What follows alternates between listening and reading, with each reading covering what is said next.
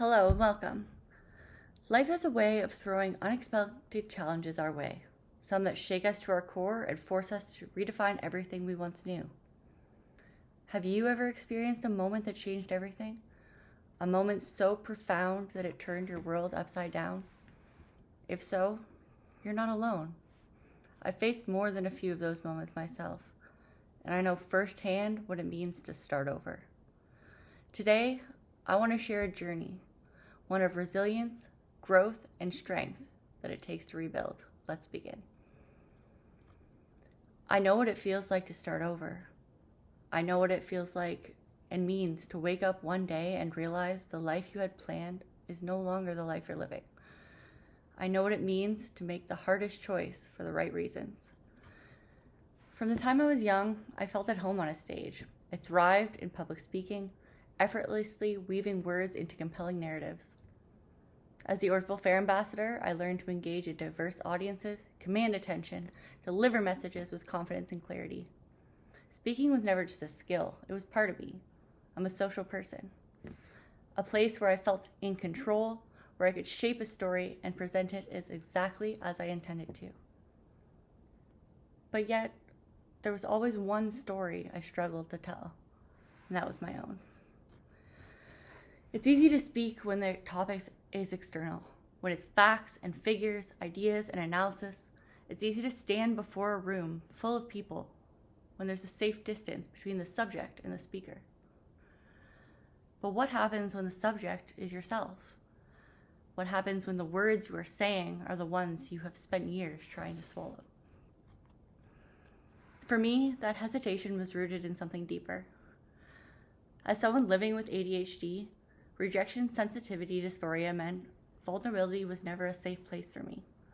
My mind moved faster than my mouth, my emotions swirled before I could even organize them, and articulating personal truth felt like just trying to grab smoke with my hands. It was impossible.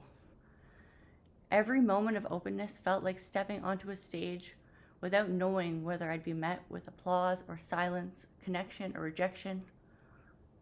This wasn't just on stage. This was conversations, friendships, relationships. It was every part of my life. So I hid behind structure, behind the formalities, behind the version of myself that was easiest to present. I was the speaker, the one who could find the right words, except when it came to the ones that mattered most. I wore confidence like a well-tailored suit, but beneath was just a voice I had spent years suppressing, a voice that trembled at the thought of being truly heard for what I had to say. But life has a way of forcing us to confront the truths we avoid. It hands us challenges too raw, too heavy, too real, to be wrapped neatly in polished sentences and polished truths. It strips away pretense and demands that we give something deeper.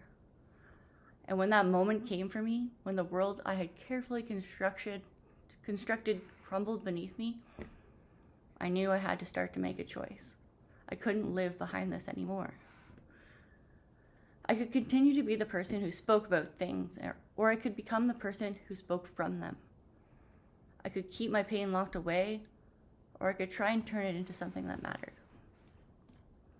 I spent years mastering the art of speaking, but now, today, I have to learn the courage of actually being heard. There was a time when I believed that if I just endured, if I just stayed strong, things would get better. They had to, right? I convinced myself I could handle the emotional weight of a relationship that drained me, diminished me, left me questioning my own worth for years, days on end. But the truth is, strength isn't about how much you can endure. It's about knowing when it's the right time to walk away. Sure, being a single parent wasn't the life I imagined, but it was the life I chose in order to reclaim myself. Leaving an emotionally abusive relationship, it wasn't just about finding safety. It was about rediscovering who I was outside of that space. It was about recognizing I deserve more, and most of all, my children, they deserve more too. But as anyone who's been in this position knows, leaving is just the first battle. What followed were ongoing struggles of co-parenting, learning to communicate, navigate disagreements, protect my own peace, but still ensuring my children had everything they needed. It was hard, and it was emotionally exhausting and draining. And just when I thought I started to regain my footing, life threw me another curveball. A fire. It wasn't a full house fire, thankfully, but it was a garage fire in my new home, my new beginning. We just began settling in, making that house our own, when suddenly everything changed. The fire destroyed so much. Important belongings, cherished memories, and many of the Christmas gifts I had just bought for my children that year. Our first Christmas as a family of just us. What was meant to be a time of joy and new beginnings became another hurdle, another test of strength. I stood there, looking at the damage, and I felt that familiar weight of exhaustion, of grief, of wondering, how do I start over again? The trauma from the fire didn't end when the flames went out. It lingered in the air, in my body, in my mind, for months, and still to this day, certain smells pull me back to that night, forcing me to relive the fear all over again. The sound of an alarm can bring me to my knees, my heart pounding, my breath stolen from my lungs, before I can remind myself that I'm safe, I'm in the now. My children's questions, their uncertainty, and their need for reassurance, it all sits with me even now. And yet, despite all of that, we are moving on. We're moving forward.